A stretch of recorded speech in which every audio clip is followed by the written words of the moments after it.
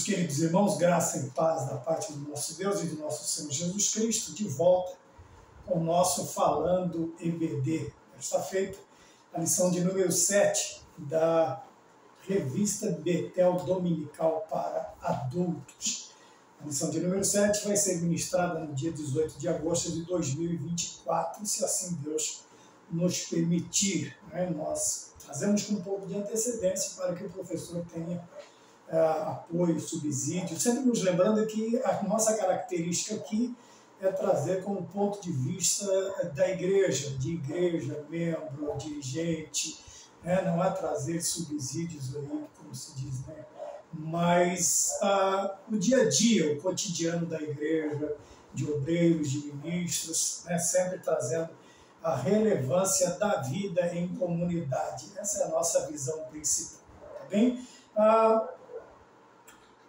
Hoje a lição traz por título a relevância da igreja para o crescimento e a vida do cristão. Como eu disse, nós trouxemos aqui a palavra relevância como uma influência, e ficaria mais ou menos assim, Influência é alguma coisa, algo que acontece ou que é trazido, que origina mudanças, vamos dizer assim, mudanças, que origina modificações. E colocamos mais ou menos assim, a igreja influenciando no crescimento e na vida do cristão. A igreja como influência, como uma causadora de mudanças na vida daquele membro, na vida daqueles membros que ora, seja por conversão, seja por mudança, seja estão se amembrando, estão membrando a igreja. E a igreja ela tem esta importância de causar modificação. Quando olhamos aqui para os objetivos, vamos mudar a ordem das coisas. Quando nós falamos dos objetivos, nós temos aqui que tem que haver o apontamento da importância, da relevância da igreja na vida do cristão. Quer dizer, a importância, a relevância da igreja na vida do cristão. Aí não pode ser somente um ponto de encontro, mas um local onde ele encontre mudanças, transformações, apoio, ajuda, para que a sua vida tenha um avanço, um prosseguimento, um crescimento que demonstre que ele tem vida. Segundo, esclarecer que a vida de Cristo, que a igreja de Cristo é um corpo vivo. Nós sabemos que um corpo vivo ele tanto transmite como gera vida. A igreja é geradora de vida. A igreja transmitindo vida para a vida daqueles, vamos dizer assim, para a vida daqueles que agora estão ou que já fazem parte da sua membresia. E o terceiro objetivo é conscientizar os cristãos sobre a participação e vida no corpo, quer dizer, na igreja, participação e vida. Nós, como já dissemos, não somos meros espectadores, mas nós escrevemos a história, continuamos escrevendo a história da igreja. E com isso, escrevemos como? Participando e vivendo o dia a dia da igreja, participando e vivendo no contexto igreja. Isso não somente entre quatro paredes, como nós denominamos templo, mas também do lado de fora, vivendo e participando vida, participando e vivendo igreja, corpo, também do lado de fora do templo e também, por que não dizer, principalmente. O nosso textuário está na carta que Paulo escreve aos Efésios, no capítulo 4 e o versículo de número 13, até que todos cheguemos à unidade da fé e ao conhecimento do Filho de Deus, a varão perfeito, à medida da estatura completa de Cristo. Também a verdade aplicada, a vida do discípulo de Cristo, que inicia no novo nascimento, deve ser uma vida de contínuo desenvolvimento e crescimento em Cristo. Então veja, há um início, depois há um padrão, um segmento, um prosseguimento, até que se chegue a uma conclusão ao final. E aqui ele diz que deve ser uma vida de contínuo desenvolvimento e crescimento. Eu gostaria de dizer que esse crescimento e esse desenvolvimento ele não pode ser de qualquer maneira. Quando nós plantamos algo, plantamos alguma coisa, uma árvore ou o que quer que seja, uma flor, algo que vai produzir legumes, frutos, flores, nós sempre temos a preocupação, né, de colocarmos ali um apoio, um giral, alguma coisa, para que o crescimento desta planta, desta árvore, não seja desordenado, né? Algumas nascem tortas, outros chegam ao ponto até de se perder, porque elas vão entortando tanto que elas quebram, porque os seus troncos ainda não estão tão firmes, né? E depois, como estão com um crescimento anômalo, anormal, né, fora do padrão, ele acaba perdendo a planta, perdendo todo o trabalho que foi feito. Então nós vemos isso, que onde é encontrado todo este apoio para que o crescimento ele não seja de qualquer forma. Nós veremos aqui no decorrer da lição, tá bem? Então vamos olhar hoje mais a palavra relevância, importância, como nós dissemos, como uma influência. Como a igreja deve influenciar? A igreja precisa influenciar? Ela tem este direito de influenciar? São perguntas que nós, né, muitos até dizem, olha, da porta para fora, quem manda sou eu, na minha casa sou eu. Veja bem, nós temos que entender a relevância, a importância da influência também da vida cristã, não somente, como eu disse, no templo, mas em nossos lares, no nosso local de trabalho, nos nossos locais de estudo e assim sucessivamente. Aquilo que nós vemos deve influenciar todas as áreas, quer dizer, deve suscitar, deve causar modificações no nosso viver, no nosso dia a dia, e também na nossa convivência com os demais irmãos ou aqueles que estão ao nosso redor. Também os motivos de oração é para que os salvos em Cristo cresçam na graça e no conhecimento de Deus. Nós vamos falar bastante neste assunto aqui. O esboço da lição, introdução. O ministério ajuda no crescimento cristão. 2, o convívio na igreja e o crescimento cristão. 3, a lei do crescimento por meio do fazer.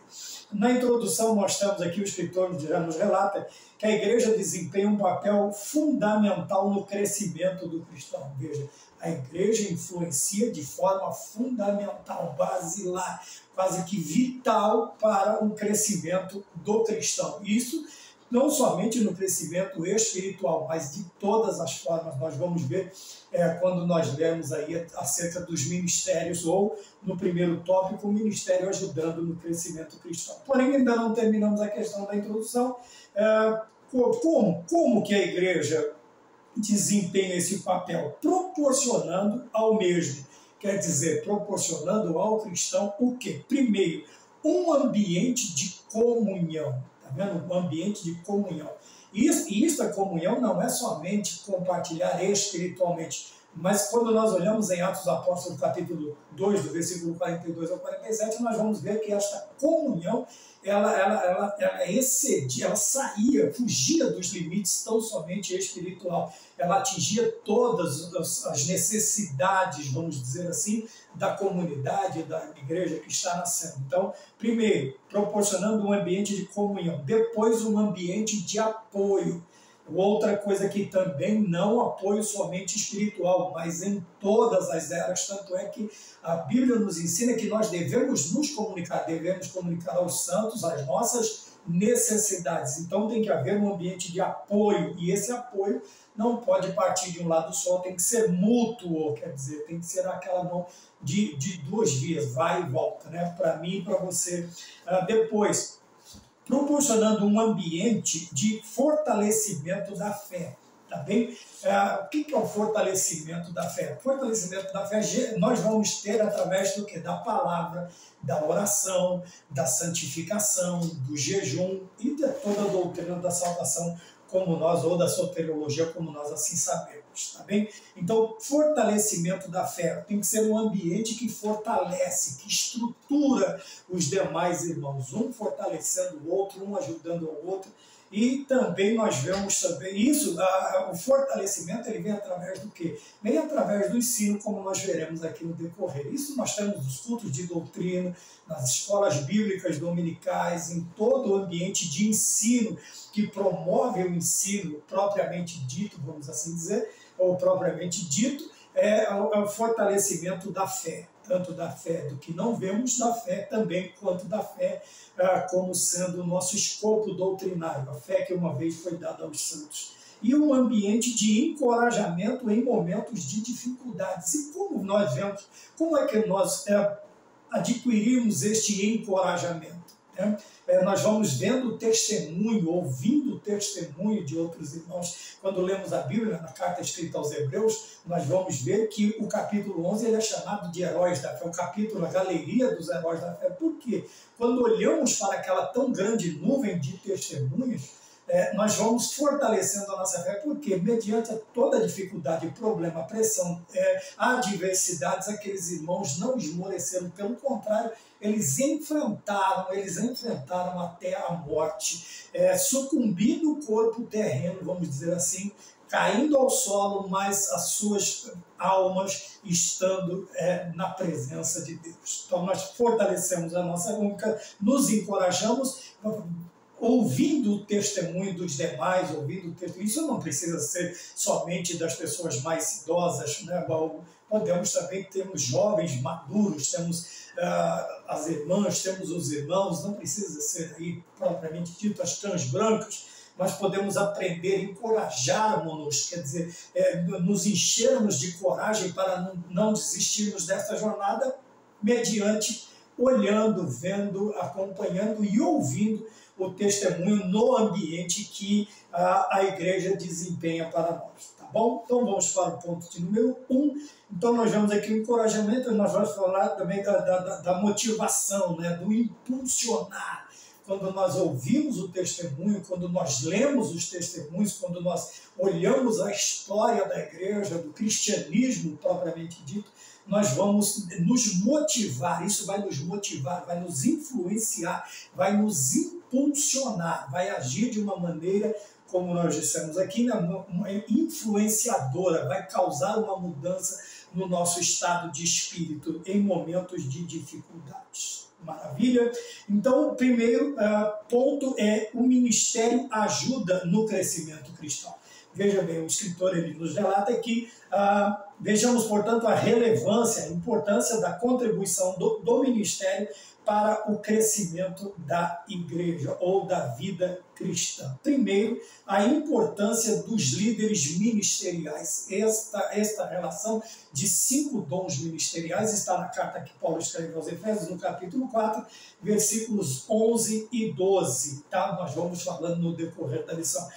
Uma importante lição também, aqui a importância dos líderes, e que nós precisamos ver, como dizia um grande amigo meu, mormente nós líderes, é que Deus dá líderes à igreja, não dá a igreja para líderes. Então nós, como disse o apóstolo Pedro, nós devemos conduzi-los não como dominadores, mas com amor, com paciência, com carinho, com desprendimento, como se nós estivéssemos cuidando de filhos. É esta a ideia que a Bíblia nos dá. Então, a primeira lição que eu gostaria de trazer aqui, como eu disse no início, é que Deus dá líderes à igreja, não dá igreja para líderes. Então ninguém é dono de igreja, ninguém pode trazer para si essa ideia de que um super crente, é uma super pessoa que está no púlpito ou está diante do trabalho. Não. Então a primeira coisa que nós vemos é que Deus dá líderes para a igreja. Porém, Deus tem um propósito nisso, que é o quê? O aperfeiçoamento dos santos. O que é o aperfeiçoamento? É tudo isso que nós falamos aqui. Como que nós nos aperfeiçoamos? Nós crescemos em comunhão, nós crescemos nos apoiando, nós crescemos fortalecendo a nossa fé, nós crescemos encorajando ou sendo motivados, e é isso que o Senhor ele espera de nós ministros, ou dos líderes propriamente dito. Por quê? Porque a nossa função é aperfeiçoar, e isso vai ser não somente através de ensinamentos, de palavras, mas principalmente através do exemplo. Nós vamos falar também bastante sobre isso, nós carecemos de ícones, de líderes que os mais novos, aqueles que estão chegando, eles olhem e eles queiram copiar, eles queiram imitar, nós também vamos ver isso no decorrer da lição. Então, a primeira lição, a importância dos líderes ministeriais é o ministro saber que ele foi dado à igreja, não a igreja foi dada a ele, não, de maneira alguma.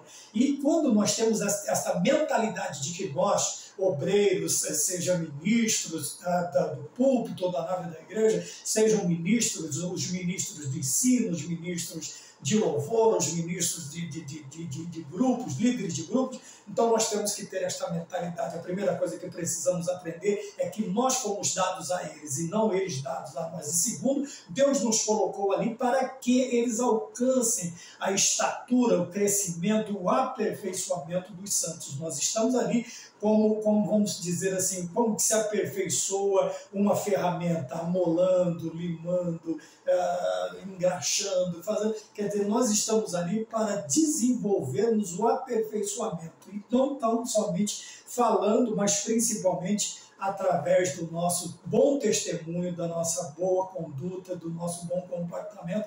Assim como Paulo disse, aquilo que viste e ouviste de mim, isto fazei. Veja a consciência deste grande ensinador, como nós veremos aqui, o apóstolo Paulo. Ele dizia que tudo que vocês viram e ouviram de mim, isso vocês devem fazer. É difícil hoje em dia alguém olhar, como disse Pedro também na Porta Formosa, e diz, olhe para nós, né? Atos 3:4, olhem para nós, olhem para nós.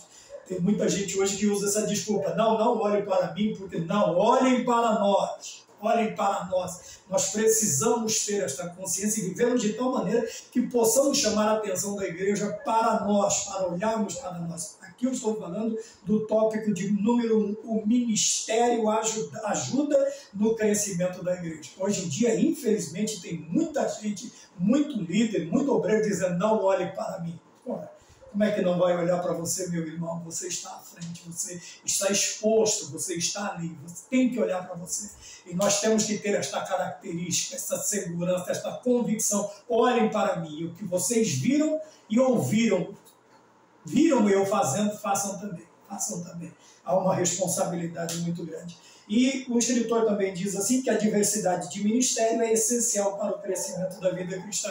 Por que diversidade? Por que múltiplos ministérios? Porque são várias áreas, né? Nós seríamos aí um super crente se nós soubéssemos fazer tudo, falar tudo, ensinar tudo. E nós não podemos fazer isso sozinhos. Por isso há esta diversidade, há esta variedade de ministérios, cada um atuando na sua área para quê? Para o crescimento e a vida do cristão. Nós precisamos trabalhar, está aqui no crescimento do cristão. Então, ponto 1, basicamente, o que nós gostaríamos de falar é sobre isso. Então, veja que a diversidade de ministério é essencial. Tá? Não é para haver controvérsias, um rebater ou combater o outro, mas todos juntos, unidos, falando uma só voz, para quê? Para o crescimento do cristão.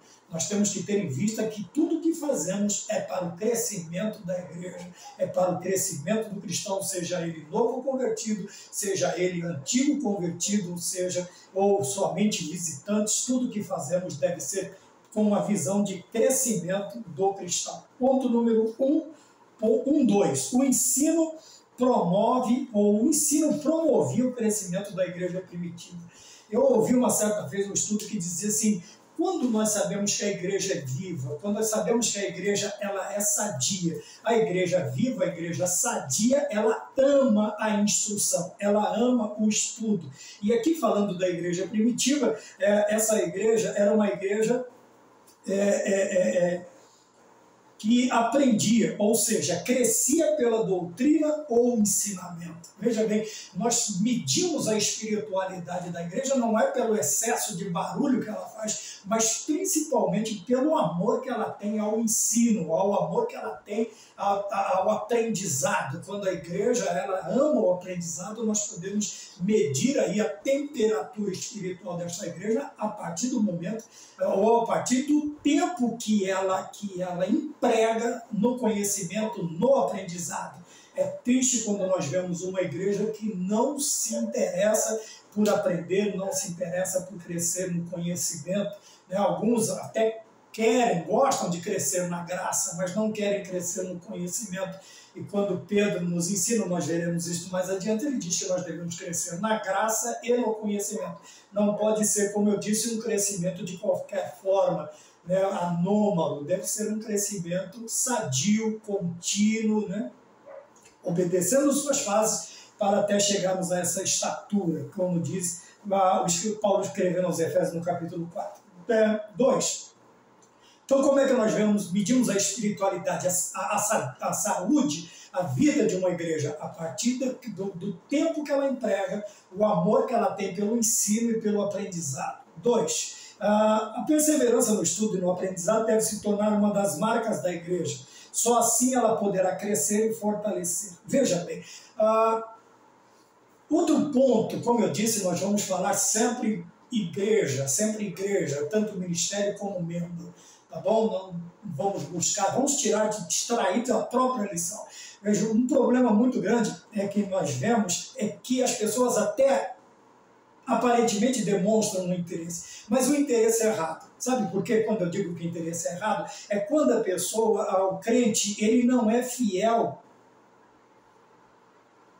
ao local onde ele deve aprender.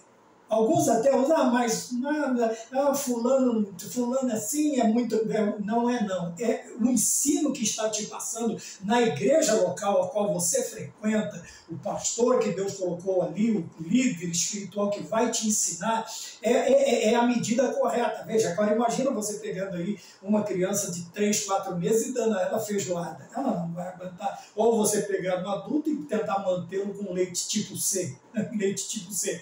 O famoso leite de saquinho, quer dizer, ele vai desfalecer, ele vai enfraquecer, ele vai se tornar aí uma pessoa raquítica. Isso nós estamos falando no plano espiritual. Porém, irmãos, veja, o aprendizado, eu coloquei aqui que Deus colocou você numa igreja, meu querido irmão. E o professor, o superintendente, o pastor, eu fico aqui agora olhando como um dirigente. Veja, quantos até querem aprender, mas eles, sabe aquela ovelhinha que gosta de pular cerca, que gosta de varar cerca, né? Tem sempre a impressão que o pasto do vizinho é sempre mais verde, e majoritariamente essas ovelhas elas voltam com algum problema de saúde.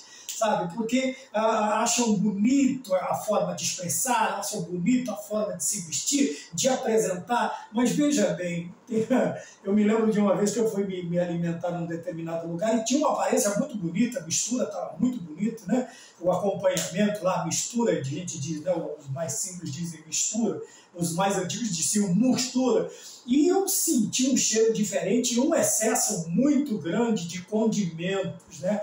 Tipo um cheiro verde, tinha uma camada muito grossa, muito espessa, vamos chamar de cheiro verde em cima da comida. E aquilo ali estava escondendo o quê? Que a comida embaixo de toda aquela aparência, de toda aquela apresentação, a mistura estava estragada. Algumas pessoas passaram mal, outras tiveram que procurar atendimento médico. Então vejam bem, nós precisamos tomar cuidado, irmãos, por mais simples que seja a sua igreja, por mais simples que seja o seu pastor, por mais simples que seja a comida que te serve, mas ela é sadia, sabe por quê? Porque ela é proveniente do coração de Deus, para mim e para você. Nós precisamos nos preocupar. Aqui agora o coração dói como o coração do pastor. Veja, é triste no dia do culto de ensino, quando as ovelhas não estão lá, quando os membros não estão, ou quando o pastor até, infelizmente, não que ele procure, mas ele fica, fulano estava em tal lugar, fulano estava em tal lugar. Valorize. Nós vamos falar no ponto 3 aqui,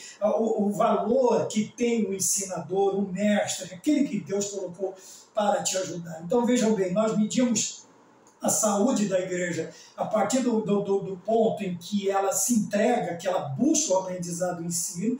Nós vemos aqui a perseverança no estudo e no aprendizado deve ser a marca do cristão, porém nós devemos tomar cuidado.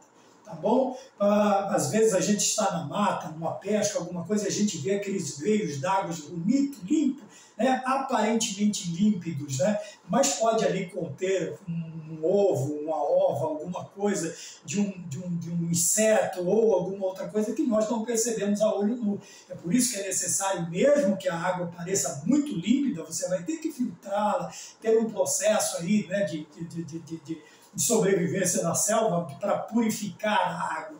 Veja, então assim, muitas vezes nós olhamos somente a aparência e quando infelizmente nós fazemos uso daquilo, não é aquilo que nós esperávamos e pode nos ocasionar, e como eu disse, 90% das vezes ocasiona uma enfermidade espiritual, vai ter que voltar no aprisco, pastor, aquele pastor que você deixou de ouvi-lo, o pastor que você deixou de aprender com ele, você vai ter que voltar para ele tratar de você. Nós veremos no ponto 3, esta é a importância dos mestres para o crescimento da igreja. Por quê? Vejam bem, Paulo foi o ícone dos ensinadores, dos pregadores no Novo Testamento, vamos dizer assim. Mas para que Paulo chegasse a esta situação, essa posição, nós vemos um homem chamado Barnabé. Barnabé foi fundamental, foi praticamente vital na preparação do apóstolo Paulo, no ensino, no conhecimento do apóstolo Paulo, né? E veja uma coisa interessante, ele foi a importância, a relevância no crescimento do ministério de Paulo. E hoje nós olhamos para trás, pelo menos eu tenho a grata satisfação, como já disse muitas vezes, citei nome, de ouvir e ver e acompanhar e aprender com grandes homens de Deus nestes quase entre 35 anos convivendo no meio cristão. Tive o privilégio, a honra, o prazer. Deus sempre colocou homens e mulheres e jovens, e onde eu pude aprender e pude crescer na graça e no conhecimento, e continuo crescendo na graça e no conhecimento. Porém, aqui o resumo, ele diz, a finalização, ele diz, a grande verdade é que todo crente precisa tanto deste mestre como Barnabé foi, mas ele precisa, acima de tudo, ele precisa valorizar quem? Aqueles, e reconhecer aqueles que o ensinaram. Veja, aqueles que os ensinam. Hebreus capítulo 13, versículo 7 e 17, ele vai falar, né, sobre isso. E quando nós vamos citar bastante coisa, nós precisamos de bastante tempo. 13:7, vamos ver se é isso mesmo, 13:7. Lembre-se dos seus líderes, estou usando a versão Nova Almeida atualizada, tá bem? Lembre-se dos seus líderes, os quais pregaram a palavra de Deus a vocês, e considerando atentamente o fim da vida deles, imitem a fé que tiveram, quer dizer, imitem a fé que eles tiveram, a fé que eles apresentaram. E no versículo 13, como nós já citamos, então vamos falar, saiamos, pois, a ele fora, é isso aqui mesmo? 17, está aqui. Obedeçam aos seus líderes e sejam submissos a eles, pois zelam pela alma de vocês, como quem deve prestar contas, que eles possam fazer isto com alegria e não gemendo, do contrário, isto não trará proveito nenhum para vocês. Então, interessante aqui que ele diz também obedeça. Lá em cima diz imitar, e aqui embaixo, no versículo 17, obedecer e submissão. Obediência, submissão e imitação. Copiar a fé dos tais. Então, nós vemos aqui a importância dos mestres. Tá? Vou relembrar vocês. É triste como dirigente você olhar para a igreja, aquela que você vela, que você ora, que você liga, que você procura, que você visita, um dia importante. Não estou falando em termos de ser diferente, todos os cultos devem ser cultos de adoração, mas os cultos especiais, onde você pode perguntar, tirar dúvidas, dirimir dúvidas, é o culto de doutrina e o culto da escola bíblica dominical. E infelizmente dói no coração do líder, dói no coração do pastor, quando os seus liderados não estão ali, quando seus liderados não aparecem para aprender, ou valorizam mais, né? E nós estamos aqui para ajudar, nós estamos aqui para substituir os líderes da igreja, os dirigentes da igreja, estamos para auxiliá-los. E eu quero te dizer uma coisa, meu irmão, superintendente, professor, aluno, valorize o ensino do seu pastor, valorize o seu pastor. Deus o colocou ali para cuidar de você, e tenha certeza que não são poucas as noites que ele perde em oração, ou que ele ganha em oração pela sua e por minha vida, por sua vida, por minha vida e pela vida da igreja. Amém? Vamos para o ponto de número 2, o convívio na igreja e o crescimento cristão. Veja, a qualidade do ambiente em cujo contexto alguém está inserido exerce forte influência sobre essa pessoa. Então veja, o ambiente que ele está, como deve ser. Nós falamos alguma coisa na introdução e vamos reprisar, vamos falar novamente aqui. Então, nós precisamos cuidar do ambiente. Veja, a qualidade do ambiente em cujo contexto alguém está inserido. Veja, aqui eu gostaria de falar não somente no contexto igreja, mas casa, trabalho, né? E eu coloquei aqui que nós devemos, a igreja, ela começa em nossas casas. A igreja, nós somos pastores de uma pequena igreja, que é a nossa casa, que está inserida num contexto maior, que é o templo, que é a denominação em que nós estamos congregando, estamos inseridos, somos membros. Agora, o importante que eu gostaria de fazer aqui, o cuidado com o ambiente, primeiro, doméstico. Tem pais que falam qualquer coisa na frente dos seus filhos pequenos, não porque são grandes também. Então nós precisamos tomar cuidado com críticas, precisamos tomar cuidado com aquilo que falamos, com aquilo que nós, e às vezes até com determinado exagero. Isso vai criar um ambiente que não é qualificado para preparar cristãos. Porque ao invés de nós motivarmos os nossos filhos, os nossos netos, nós vamos desmotivá-los, nós vamos colocar em suas mentes que a igreja não é um ambiente bom, porque os irmãos são ruins, os líderes são ruins, os pastores são ruins, ninguém serve para nós. Então nós precisamos tomar cuidado. Cuidado também com críticas e mexericos, fofocas, precisamos tomar cuidado. Eu estou falando de um ambiente de qualidade. Eu me lembro aqui que quando eu era criança, a finada da minha mãe sempre me falava, meus avós eram espanhóis, e quando eles tinham que conversar alguma coisa que eles não queriam que os filhos tivessem um contato maior com o problema, eles falavam no seu idioma natal, eles falavam castelhano, e geralmente dentro de um quarto, eles estavam lá e só se ouvia bem baixa a conversa que eles estavam tendo. Nós precisamos tomar cuidado, porque o ambiente, templo e igreja, culto, ele começa dentro das nossas casas, tá bom? Então nós precisamos tomar cuidado com isso. Professor, superintendente, incentive seus alunos a vigiarem quando forem falar dentro de casa. Então, já que o ambiente exerce uma forte influência sobre o indivíduo, tenho que lembrar que a igreja começa na minha casa, o culto começa na minha casa. O culto, aliás, começa a hora que eu levanto, que eu acordo, eu já tenho que estar cultuando a Deus. O ambiente agora na igreja, vamos lá. O amplo sistema de apoio da comunidade cristã é um dos maiores benefícios de ser cristão. Por quê? Porque quando nós estávamos no mundo, geralmente nós vivíamos sozinhos, rodeados de inúmeras pessoas, porém sozinhos. Nos momentos mais difíceis, você não vai. Eu passei por momentos difíceis na minha vida, principalmente em termos de saúde, em que eu não achava aqueles muitos colegas que eu tinha, mas na cabeceira da cama estava o meu finado pai, a minha finada mãe e um amigo muito chegado que tinha desde a infância. Então nós precisamos tomar cuidado. Porém, quando nós somos transportados, trazidos por Deus ao convívio da comunidade cristã, nós temos o quê? Um dos maiores benefícios, que é o apoio, veja, o apoio mútuo da comunidade. Quer dizer, toda a comunidade deveria, em tese, ele deveria viver em favor do outro, principalmente dos novos convertidos, daqueles que estão chegando. Porém, o escritor ele diz que um dos maiores benefícios que nós temos é o apoio da comunidade. É um ajudando o outro, compartilhando. Como eu disse, não é só espiritual, é em todos os sentidos, em todas as áreas. Você sabe que o irmão seu está passando necessidade em alguma área da vida dele, não vá perguntar. Faça. Sentiu no coração, faça. Simplesmente faça. Faça. De preferência, faça sem aparecer, sem querer tirar foto, sem querer se mostrar, sem querer postar e uma infinidade de coisas. Nós precisamos tomar cuidado com isso. Então, o benefício do ambiente da igreja é o apoio da comunidade. Então, unir-se à igreja no local é crucial no processo de crescimento, aperfeiçoamento e amadurecimento do discípulo cristão. É a convivência na comunidade de fé. Então, vejam bem, as três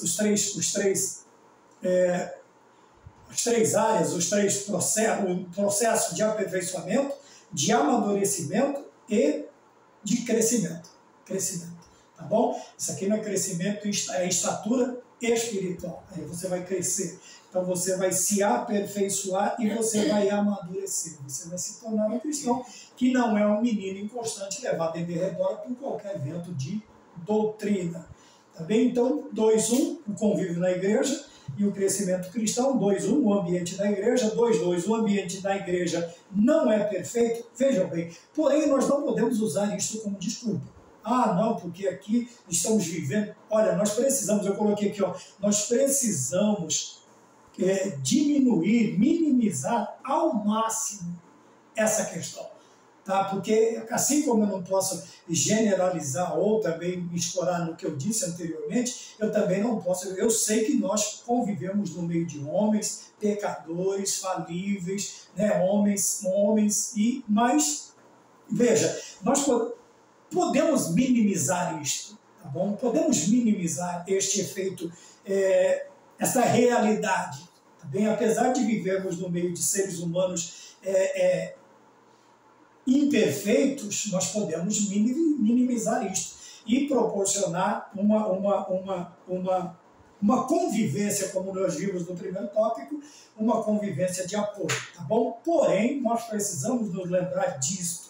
Meu querido amigo, meu querido irmão, nós convivemos no meio de seres humanos imperfeitos. Você vai ver todo, e se estamos ali, graças a Deus pela igreja, porque a igreja é isto, é um chamado aos imperfeitos. Quem é que precisa de médico? São as pessoas sãs ou são os doentes, ou são os enfermos? São os enfermos. Tá bom? Mas nós não precisamos também demonstrar tanto esta enfermidade nossa, estas enfermidades nossas. Nós podemos minimizar, tá bom? Então o ambiente na igreja não é perfeito, mas estão ali pessoas imperfeitas tentando ao máximo diminuir esta imperfeição para poder servir e apoiar uns aos outros. 2.3, o serviço na igreja é fundamental para o crescimento. Assim como o homem cresce com o seu trabalho, igualmente crescemos na vida cristã quando servimos ao Senhor.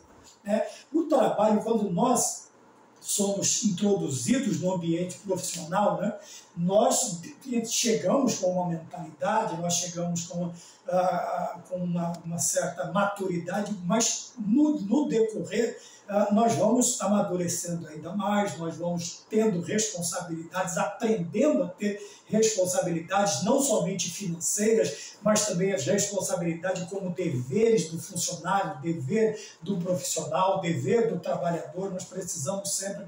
Então veja, o serviço na igreja, quer dizer, quando nós somos inseridos na igreja, não é somente para sermos espectadores, mas para nos envolvermos também nos trabalhos da igreja. E se envolver nos trabalhos da igreja, ele traz, segundo o escritor, ele vai trazer este crescimento na vida cristã. Então nós precisamos instruir os nossos alunos a que eles se envolvam, e quando há uma determinada, vamos dizer assim, aquela pessoa, uma determinada timidez, nós precisamos convidá-los, procurá-los, conduzi-los, né? Inseri-los no contexto trabalho da igreja, porque isso lhes trará tanto responsabilidade como amadurecimento, crescimento, e o trabalho é fundamental. Assim como o trabalho é fundamental ao ser humano, alguns não gostam de trabalhar, outros trabalham por obrigação e outros gostam de trabalhar. Mas trabalhar ele é fundamental porque ele nos traz responsabilidade, nos traz crescimento, amadurecimento em todas as áreas na nossa vida, não somente profissional. Porém, a igreja ela vai abranger um contexto ainda maior na questão do ser inserido no trabalho da igreja, nos trabalhos da igreja. Né? Alguns gostam de cantar, outros gostam de pregar, outros gostam de orar,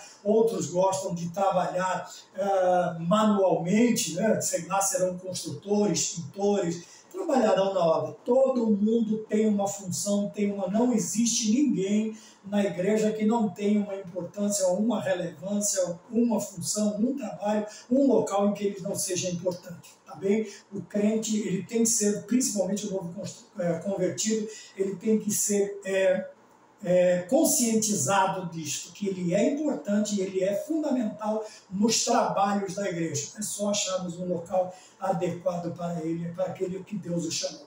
Tá bem? Então, esse é o ponto 2.3, o serviço é fundamental na igreja. 3, e último tópico, a lei do crescimento por meio do fazer. Veja, e aí nós temos um exemplo maior do ensinamento, né?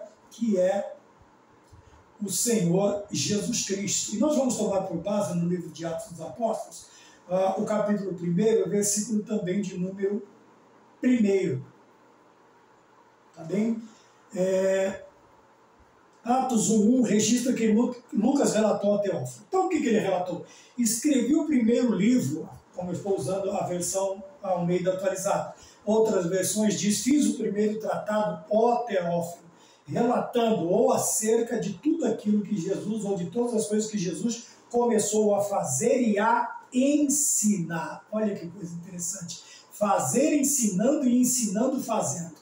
Isso deve ser de fundamental importância, principalmente na vida daqueles que influenciam os cristãos. Ensinar fazendo e fazendo ensinando. Isso tem que ser, nós precisamos aprender. Tudo aquilo que não é exercitado tende a atrofiar.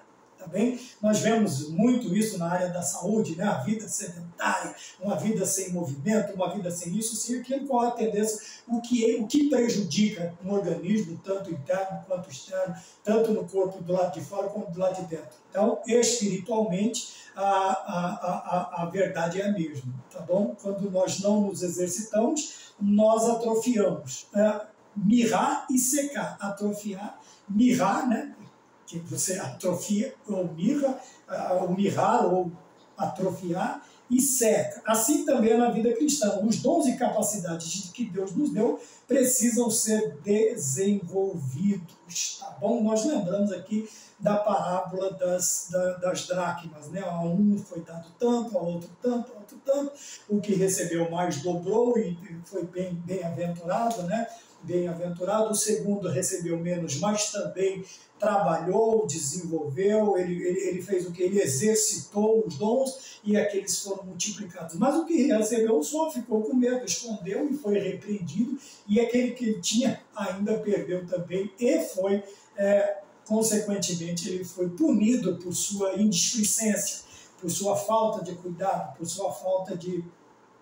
por se esquecer da lei do crescimento. Você precisa crescer. Então tem pessoas que dizem, quando eu tiver 50 eu faço. Mas com um só. Veja bem, meu querido irmão, minha querida irmã, existem cabeças de 10, cabeças de 100, cabeças de... Existiam nos tempos do veterotestamentário os cabeças de 100, os cabeças de 1000, os cabeças de 10.000, mas tanto a importância é que o líder de 10 e o líder de 10.000 têm a mesma importância, a mesma relevância e o mesmo valor diante de Deus. Mas existem pessoas que ficam presos a números, e quando vê 1, 2 irmãos, né, o próprio Cristo disse, onde houver 2 ou 3 reunidos em meu nome, eu me farei presente, eu estarei no meio deles. Então veja que Jesus Cristo não está primariamente preocupado com quantidade. Ele está preocupado com a qualidade. Então, muitas vezes, nós queremos ser um obreiro quantitativo e não um obreiro qualitativo. Meu querido irmão, se sua classe tem 30 alunos, meu querido professor, se a sua classe tem 2 alunos, por favor, esmere-se no fazer, porque esses 2 multiplicarão. Você sabe que o múltiplo de 2 é 4, o de 4 é 8, o múltiplo de 8. Isso se você não elevar a determinados números, tá? Preste atenção, por favor, faça o melhor que você pode. Mas, querido, o meu Maurício tem 2 na minha... Não me interessa, pode ter um. Eu tive o privilégio nesta caminhada de falar tanto para muitos quanto para poucos. E às vezes até falar para nenhum. Teve vezes que eu e minha esposa só. O que eu fiz? Liguei o som da igreja, coloquei, fiz a aula, o culto, ou o que quer que fosse, como se fosse uma livre. Veja, não estavam ali fisicamente, mas quantos não ouviram? Quantos não ouviram? Então aproveite, saiba aproveitar as oportunidades, principalmente o professor, o superintendente que precisa planejar crescimento de escola dominical, o professor que precisa planejar o crescimento da sua sala. Então, atenha-se a isso. Presta atenção. Cheguei um dia, estava eu e minha esposa. Eu simplesmente liguei as caixas, liguei o som da igreja, direcionei as caixas para as portas, para as saídas mais mais próximas da igreja e fiz uma aula ao ar livre, vamos dizer assim. Eu podia dizer que eu tinha pelo menos aí uns 30 alunos ouvindo, né, das mais diferentes faixas etárias, tá bem? Então tome atento nisto, porque se você ficar preocupado com o número para desenvolver o seu ministério, os seus dons, ele vai atrofiar, vai mirrar e vai secar. E você vai ser cobrado no final por causa disso. Então, ponto 3.1, como desenvolver os talentos recebidos? A nossa fé, a nossa vida espiritual só se desenvolve à medida que é colocada em ação. E o que é isto? É o que você aprendeu entre quatro paredes, vamos dizer, na igreja, no templo, né, da sua denominação, é você pôr em prática do lado de fora. Tudo aquilo que você ouviu é pôr em prática do lado de fora. Quer dizer, Isso interessante, por que ele desenvolve? Eu me lembrei também, veja, quando os discípulos saem, talvez eu esteja enganado, no número de 70, e eles voltam felizes para Cristo, dizendo assim, Senhor, que maravilha, até os demônios se nos sujeitam. Olha que coisa interessante, como esses homens voltaram, esses discípulos voltaram motivados. Veja, ainda que tenham sido depois ensinados, não foram repreendidos, eles tiveram uma lição um pouco mais elevada, né? Um patamar diferente. Veja, não se alegrem só porque os demônios se submetem, se sujeitam a vocês, ou a palavra que vocês pregam, ou o meu nome. Se alegrem principalmente porque os nossos nomes estão escritos no livro da vida. Veja, mas a fé, a vida espiritual, ela se desenvolve à medida que é colocada em ação. Veja, como estes homens não voltaram? Quer dizer, aqui eles voltaram motivados, alegres, felizes, e isso fez com que a sua vida espiritual ela deslanchasse, ela crescesse, ela fosse adiante. Então, nós só podemos ver isso, esse crescimento, a partir do momento que nós colocamos em ação, colocamos em prática. Na igreja nós temos a teoria, nos livros nós temos a teoria, sejam eles bíblicos, extra-bíblicos, cuidado com os antibíblicos, tá bem? Mas tome cuidado.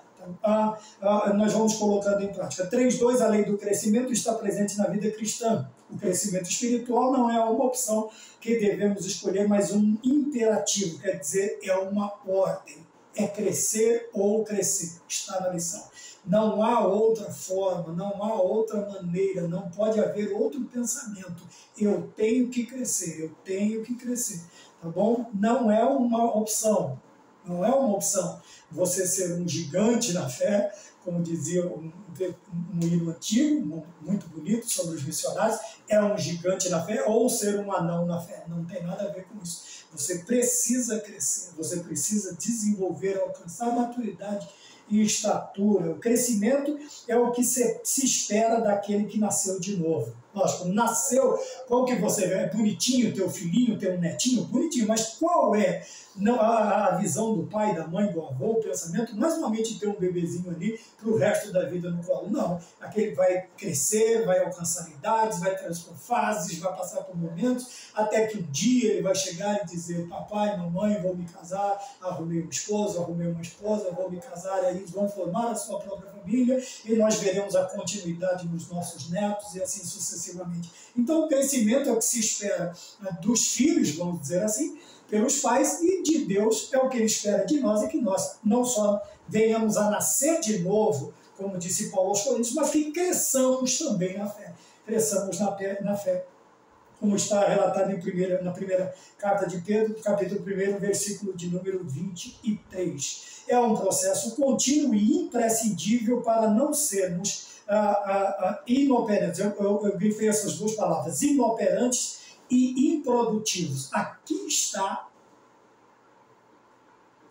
as duas palavras que denotam aquele que não cresce, aquele que não desenvolve, que não aprende, que não participa dos cultos de ensino, sejam ele culto de doutrina, ou escola bíblica dominical, ou as palestras que a igreja oferece para a sua membresia. Veja, inoperância, quer dizer, não opera nada, ele não desenvolve, ele não cresce, não opera. E a improdutividade, quer dizer, o Senhor Jesus passou debaixo de uma determinada árvore frutífera, não havendo fruto, ele simplesmente disse que ninguém mais comeria do fruto dela, e quando retornaram, aquela árvore havia secado. Então veja, inoperância e improdutividade são características do crente que não cresceu, que o crescimento não está presente na vida deste cristão, quando ele é inoperante, quando ele é improdutivo. 3, esta é uma lei para hoje, para os nossos dias. Se não nos preocuparmos em formar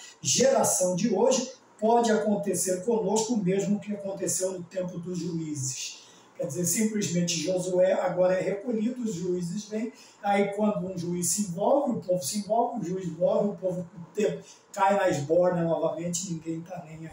Então vejam bem, esta também, e como deve acontecer conosco, né? Como deve ser, com o que nós devemos nos preocupar? Primeiro, nós passamos pelo discipulado. Segundo, nós vamos para o evangelismo. Terceiro, missões. Isso aqui é um crescimento. Veja, pode acontecer o que aconteceu no tempo dos juízes. E qual deve ser a nossa preocupação hoje? Qual deve ser a nossa preocupação? Que no crescimento, né, do discipulado, quando você cresceu, você foi discipulado, agora você vai discipular, você vai ensinar. Depois você vai se envolver, uma das áreas principais da igreja, a evangelização. E terceiro, missões. Esta é uma lei para hoje, nós devemos nos preocupar. Tá bom? E é assim que a igreja influencia no crescimento e na vida do cristão. Vamos olhar hoje relevância como influência, tá bem? Então, a igreja pode influenciar o modo de viver do cristão. E nós podemos e temos que fazer isso, tá bom? Que Deus te abençoe, no nome de nosso Senhor Jesus Cristo, e até a próxima aula, se assim Deus nos permitir.